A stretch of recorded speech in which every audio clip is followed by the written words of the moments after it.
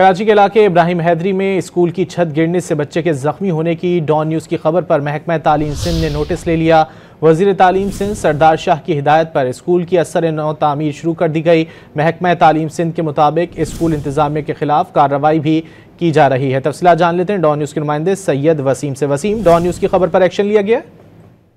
जी बिल्कुल, don news की खबर पर एक्शन लेते हुए वज़ीर तालीम सिंध ने इब्राहिम हैदरी के सरकारी स्कूल जहां पर गुज़िश्ता रोज छत गिरने बच्चा जख्मी हुआ था, फौरी तौर पर जो है वो वर्क्स एंड इंजीनियरिंग डिपार्टमेंट की टीमों को यहाँ पे स्कूल भेजा गया और स्कूल ने असर नौ जो है वो स्कूल की तामीर का अमल शुरू कर दिया है।